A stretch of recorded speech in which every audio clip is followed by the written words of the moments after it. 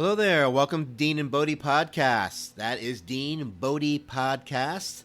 And remember, DeanBodi at gmail.com. Send your comments or questions there. We can use them on an episode. Share your wisdom with the world.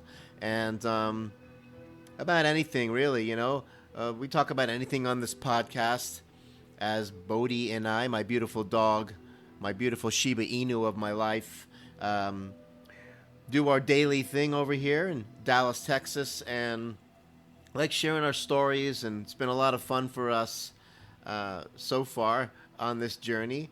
And, what comes to mind today, first off, Bodi and I did have a nice casual day today. Little nap on the patio, hanging out on the inside. Did a couple short walks today, but pretty much stayed close to home and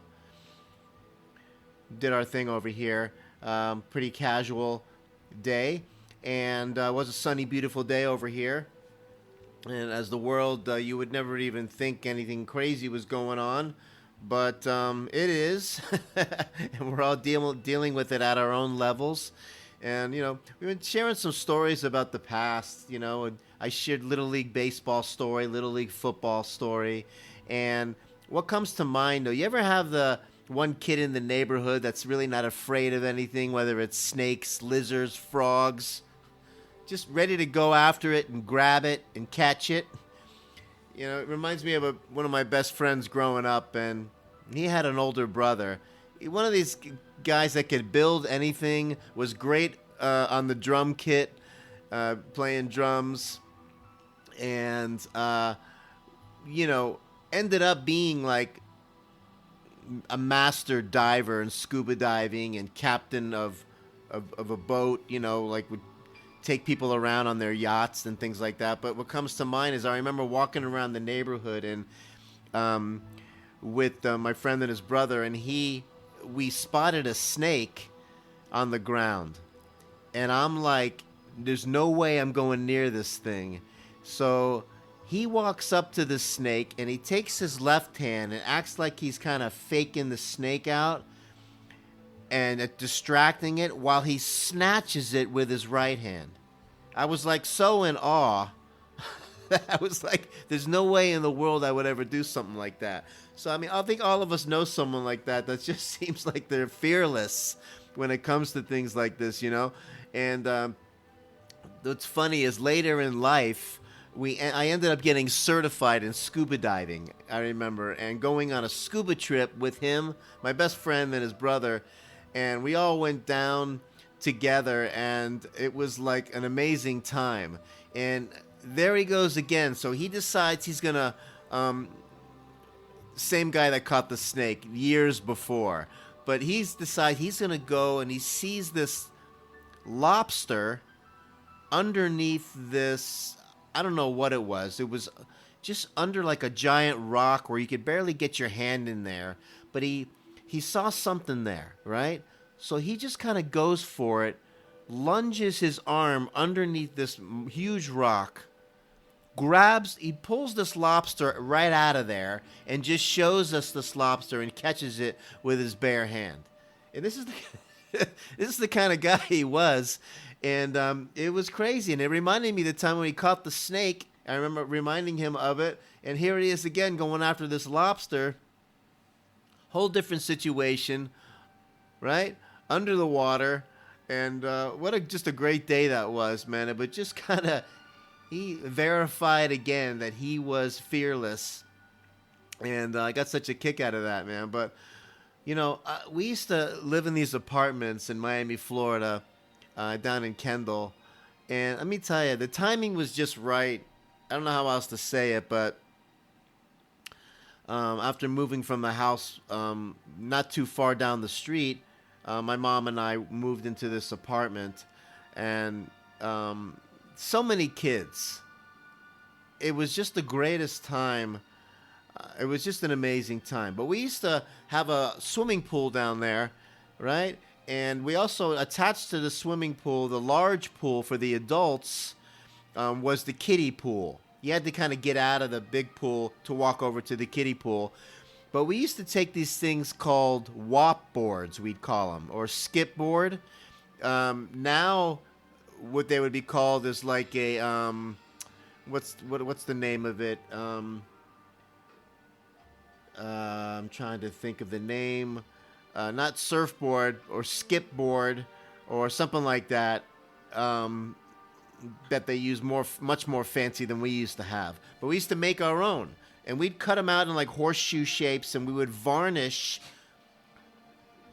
one side of the board, and you'd have to put like a good 4 or 5 layers on it, so it would skim across the top of the water, and they were too much fun. And if you get the right board with the right wood, not too thick, not too thin, you'd put it on the water, right? You'd get back and get a good running start, and you would jump on this board that was on the pool, and you would skip across the top of the water. And sometimes, man, you would really get going on this thing. And we used to do it in the kiddie pool, and you'd think that we were acting like we were professional surfers, but we would really get a couple good skims across the water with these just cheap plywood boards with varnish on one side and nothing on the other. And I remember my buddy's brother again, the one that caught the snake and the lobster. He customized his board, right? Of course, he could build anything. Seemed like he could do anything at the time. And he was older than us, and he made like the front of his board using clamps and pressure and bending it a certain way, and he made like a lip on the front, and all of a sudden, same wood that we used, but his would looked a lot better, and this thing was cool, man, and you would get a real good skip with that board because of the front end was kind of curved up a little bit. So once again, the fearless guy made the custom thing that worked a little bit better. But, those are some great times down there, man. We used to set up ramps on the fence and with our skateboards and, man, race our mountain bikes around and jump ramps on our motocross bicycles, that is. And, man, we'd have running races. It was just ongoing all the time, man. There was a little tennis court there. We played tennis, and a little playground with the merry-go-round and all that stuff, the swing sets. Just an amazing time with amazing people at that time, right around junior high school, and it was just really something else as I look back on that. But just a story from Miami, another gem, just to kind of give you an idea on, how things were back then, at another time, another slice of life. But a lot of fun. I know those of you that know people that we were talking about the fearless and catching snakes and frogs and whatever was out there, not afraid to grab them, going in for that lobster, mind-blowing stuff, And let me tell you, that scuba diving thing, for a little while was a lot of fun. And it's interesting, man, if you've never done that before or have gone scuba diving and stayed down underwater for like 45 minutes in one time with a tank on your back, it's nothing else you've ever done. I mean, the colors down there of the fish and the coral, if you have a good clear, visibility-wise, incredible sport. I'm not into it anymore. Not really so much really into the ocean thing anymore either. But back in the day, going through that phase of scuba diving was really a lot of fun. I'm glad that I did that, And so that's kind of the story for today, everyone. And I hope everybody's staying okay and everybody's staying safe and, doing your common sense and practicing, social distancing and, just if you have to go somewhere, as an example, I had to go shopping the other day, right? And the vibe of the market, I took the Lyft Ride, like Uber, but Lyft, and I took that to the market. And, the drivers are wearing the masks and all that stuff. So out of courtesy, I put mine on. And I had these like black gloves, like the ones that the chefs use, those latex gloves. And you can go shopping. That's when, you're touching everything there, and, you're kind of doing your thing, wearing your mask. Everybody walking around the market's wearing them. The people that are working in the pharmacy are wearing them. The clerks that are checking people out are wearing them. So it's one of those things that you're just kind of doing it out of the courtesy. If you're one of those where I'm not worried about it, I'm not going to, which I pretty much am. But out of courtesy for everyone else, and giving them the comfort of, I'm protecting them from me. That kind of mindset, and that's kind of how you have to go about it. As we're getting this thing figured out, we're not here to argue with people and, scream and yell about stuff and making people uncomfortable. It's already uncomfortable enough as it is. So go in there and, thank God they had toilet paper. You can only grab one and, one of this and one of that. It's a whole different vibe. It's really wild, but pretty impressive that the produce was stocked pretty good, and everything was stocked up pretty good, man. They're doing such a great job. I'm very grateful that they're working and they're still stocking the shelves, so we can bring stuff home and put them in our fridge and our freezer, and survive another day, I guess. You can look at it that way. It's like, it's just really, really unreal. But that's what's going on right now. And even with the masks on in the Lyft and the ride home, we still were cracking some jokes, so we had a few laughs. And I'm just like, kind of like sitting there, you're wearing this stuff, and it just seemed like yesterday when everything seemed fine, But let's keep it positive, okay? Keep taking care of yourself, and don't get bogged down with the negative news all the time, and find some other outlets. There's so many podcasts out there, like the DeanBodi Podcast and other positive ones. I have a ton of them that I listen to, just to change it up. Some are the comedy, some are a little more serious. They keep you updated on things, and there's so many things to listen to now, and whether it's even